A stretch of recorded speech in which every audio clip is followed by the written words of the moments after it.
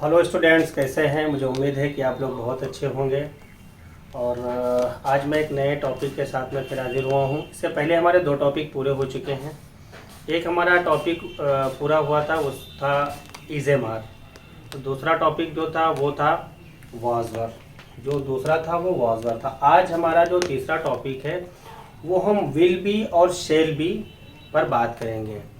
जब will be और shall B हमारा आज पूरा हो जाएगा तब हमारे 3 टॉपिक ये पूरे होंगे और एक चीज़ हमें बिल्कुल क्लियर हो जाएगी कि उसी चीज़ को हम प्रेजेंट में कैसे समझें, उसी सेंटेंस को हम पास्ट में कैसे समझें और उसी सेंटेंस को हम फ्यूचर सिंपल में कैसे समझें। आज हमारा जो टॉपिक है वो विल बी और शेल बी है। इसके आने के बाद में ये हमारा टॉपिक पूरा हो जाएगा। तो चलते हैं फिर आज हम अपने टॉपिक की तरफ। हमारा सबसे पहला आज ये है विल बी और है शेल बी। विल बी और शेल बी ये हमें समझना है कि कैसे काम करता है। जैसे मैंने प्रेजेंट में कहा कि मैं खुश हूं, या मैं कहूं मैं टीचर हूं, तो I am teacher, I am a teacher. इसी तरीके से हमने पास्ट में जैसे वाज वर यूज किया था तो हो जाएगा आई वॉज अ टीचर। इसी को फ्यूचर में हमें कहना है, इसी सेंटेंस को तो क्या कहना है, ये आज हम ये समझने वाले हैं। तो यहाँ पर होगा विल बी और शेल बी। इसका जो हिंदी सेंस निकल के आएगा वो होगा होगा, होगी, होंगे। ये हिंदी सेंस निकल के आएगा। हम इस टॉपिक में जो बात करेंगे ये हमारा है पार्ट 1। ये पार्ट 1 है हमारा। इसकी 3 पार्ट आपको मिलेंगे। तो ये हमारा पार्ट 1 है। पार्ट 1 में हम इसको नियम के तरीके से समझ लेते हैं। पहले पार्ट में हम इसके यूज कैसे करेंगे उसका नियम देख लेते हैं। तो इसमें पहला नियम क्या है ये आप समझ लीजिएगा। आई और वी, इन दो जो शब्द हैं हमारे, ये जो हमारे सब्जेक्ट है, इनके साथ में आई और वी के साथ शेल बी का यूज होता है। ये आपको ध्यान देना है बस।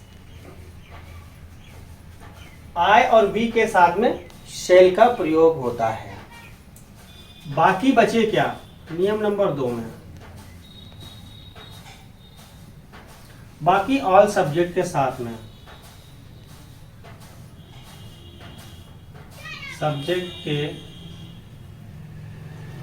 साथ विल बी।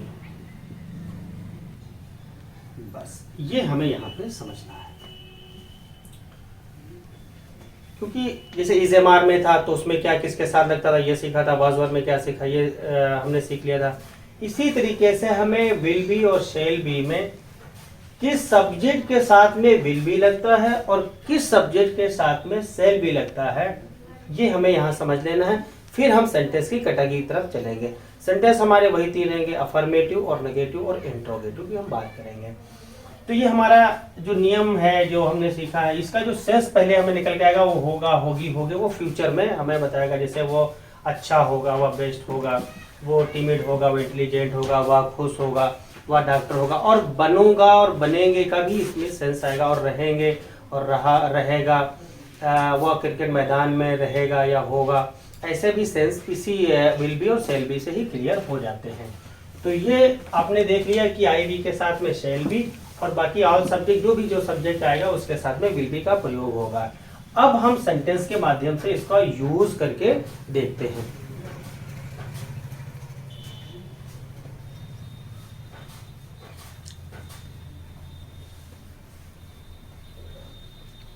तो हम सबसे पहले लेते हैं अफर्मेटिव सेंटेंस को। अफर्मेटिव सेंटेंस को बनाने के लिए सबसे पहले स्ट्रक्चर जो होता है वो होता है subject plus will comma shall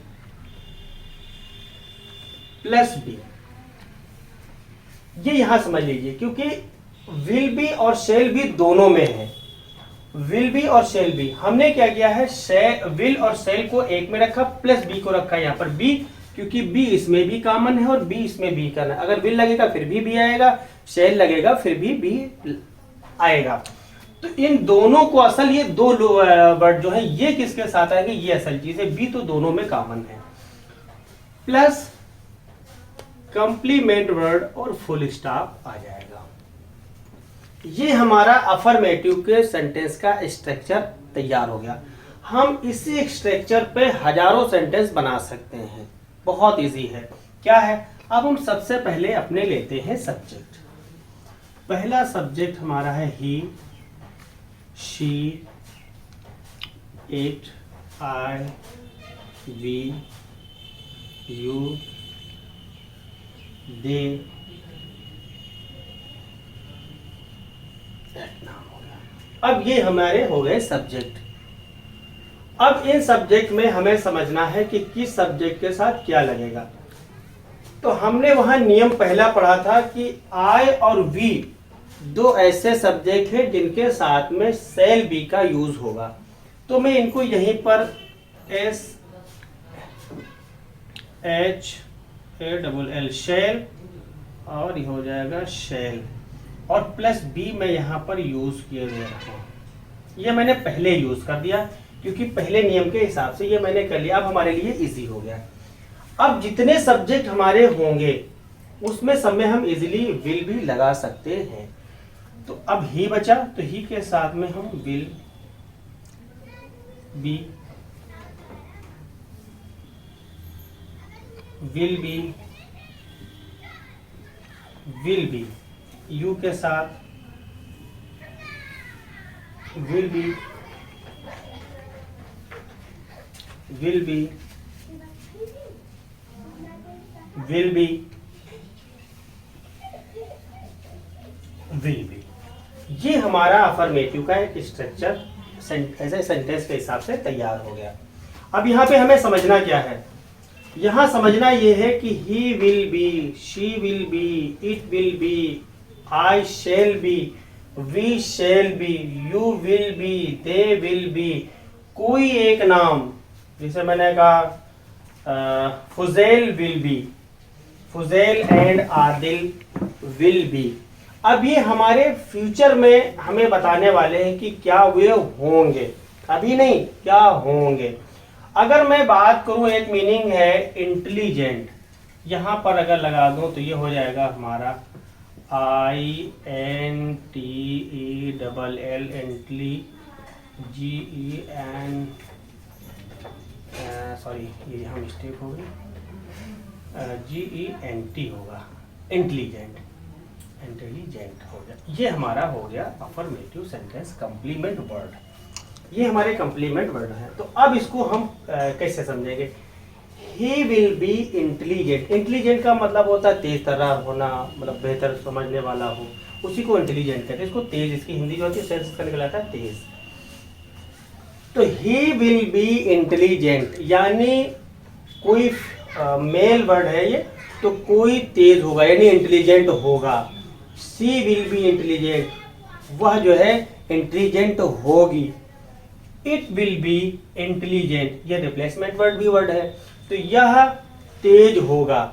I shall be intelligent, मैं तेज होऊंगा। वी शेल बी इंटेलिजेंट, हम तेज होंगे।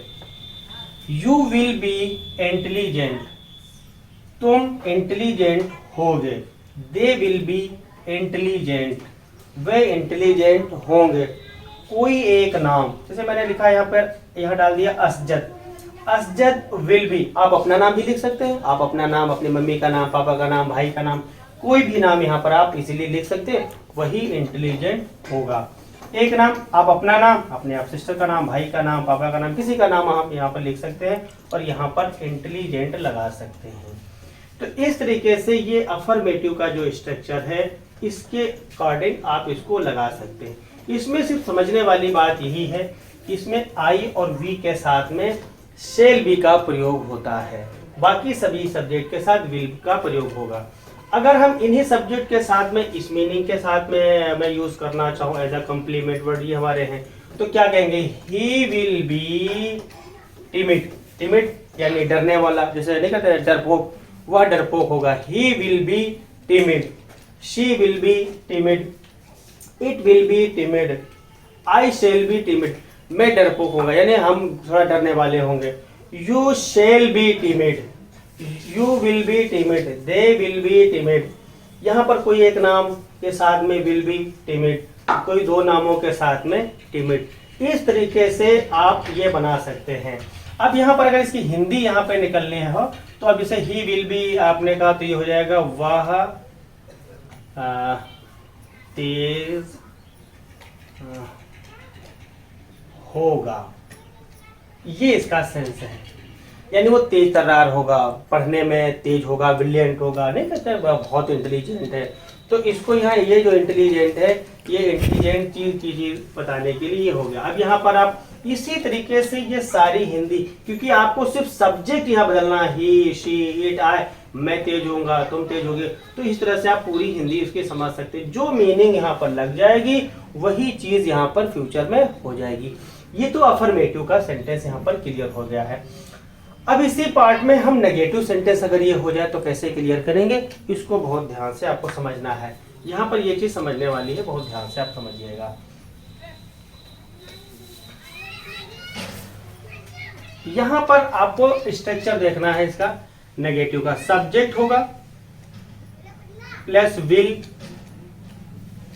कामा शैल प्लस नॉट आएगा,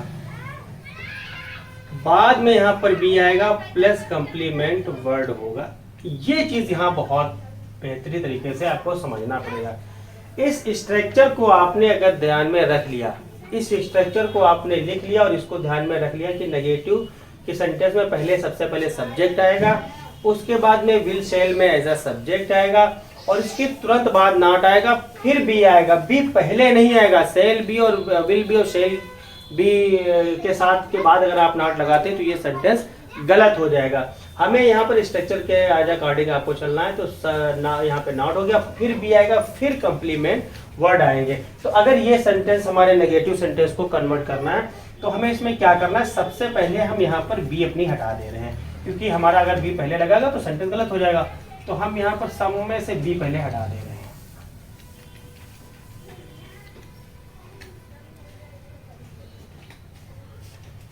ये सेंटेंस हमारा यहां तक हो गया, क्योंकि यही सब आना था तो मैंने एज इट इज लिखा रहने दिया। अब यहां पर हमारा आएगा not, NOT not, NOT not, NOT not, not, not,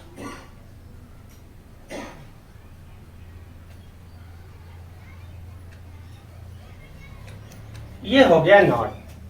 अब इसके बाद में हमारा बी आएगा। ये यहाँ पर बहुत इंपॉर्टेंट चीज है और इसको समझना पड़ेगा। अक्सर स्टूडेंट नेगेटिव सेंटेंस बनाते हैं तो विल बी, क्योंकि विल बी और शैल बी यूज हो रहा है तो ही विल बी नॉट लगा देते हैं, वो सेंटेंस गलत हो जाता है। इस तरीके से ये सेंटेंस होगा।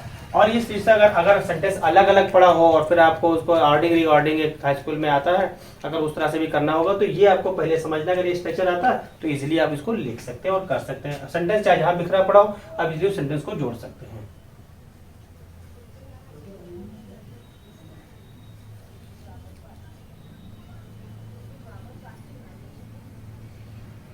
ये हमारा सेंटेंस का स्ट्रक्चर यहां तक तैयार हो गया। अब हम अगर आगे यहाँ पर कोई मीनिंग हम यहाँ पर लगा सकते हैं। ऐसे लगा दिया हमने टिमिड, TIMID, टिमिड, और यहाँ पर लगा दिया हमने फुल स्टॉप। अब हमें इसको समझना है। He will not be timid इसको कहा जाएगा। ही विल नॉट बी यानी वह डरपोक नहीं होगा। यानी किसी को, बच्चों को हमने देखा तो हमने कहा he will not be timid, ये डरपोक नहीं होगा। यानी कुछ बच्चे ब्रेव नहीं होते, बहादुर होते हैं, बहुत अच्छे तेज होते हैं और हेल्दी भी होते हैं, तो वो डरपोक काहे होंगे। तो यहाँ पर अगर हम सेंटेंस कहना चाहेंगे किसी वह के लिए, किसी शी के लिए कहना चाहेंगे तो she will not be timid, it will not be timid, I shall not be timid, मैं डरपोक नहीं हूँगा, I shall not be timid. We के साथ we shall not be timid. फिर यू के साथ में विल आता है, तो यू विल नॉट बी। हमें यहाँ तक तो हमेशा रट ही लेना है, कहना है, बार बार रिवीजन करना है, बार बार हम कहते रहेंगे, तो ये हमारी टंग पर भी आ जाएगा। और इजिली अगर वो सेंटेंस बनाना भी पड़ेगा तो मैं इजिली बना सकता हूँ, और हमारे टंग पर रहेगा तो इजिली अगर कहीं बोलना पड़ जाए तो मैं बोल भी सकता हूँ। सामने वाला हमारे अगेंस्ट अगर कुछ बोल रहा है, हमसे बात कर रहा है, तो मैं इजिली उसको समझ भी सकता हूँ। They will not be timid, कोई एक नाम, my friend will not be timid, मेरा जो दोस्त है वो डरपोक नहीं होगा, यानी फ्यूचर में वो डरपोक नहीं होगा। यहाँ पर कोई एक से दो नाम, एक दो नाम से ज्यादा नाम, तो यहाँ पर विल बी नॉट टिमिड। इस तरीके से हम विल बी और शेल बी का यूज कर सकते हैं अफर्मेटिव और नेगेटिव में। आप यहाँ पर इसकी हिंदी अगर हम बात करें तो यहाँ पर एक हिंदी हम बता दे रहे हैं, सिर्फ सब्जेक्ट आप चेंज कर लीजिए, हिंदी आराम से इजिली निकल आएगी। तो ये हो जाएगा वह डरपोक नहीं होगा, बस वह डरपोक नहीं होगा। ये बहुत आसान है। अब इसी तरीके से वह डरपोक नहीं होगी, या डरपोक नहीं होगा, मैं डरपोक नहीं होगा, हम डरपोक नहीं होंगे, आप इजीली इससे निकाल सकते हैं। कोई भी मीनिंग आप यहाँ लगा देंगे, आसानी के साथ में ये सेंटेंस बनता जाएगा। हमें इस पर बहुत ध्यान देना है कि किसके साथ में क्या लगता है। आप यहाँ पर सारी मीनिंग को यूज करके और आसानी के साथ अफर्मेटिव और नेगेटिव सेंटेंस बना सकते हैं।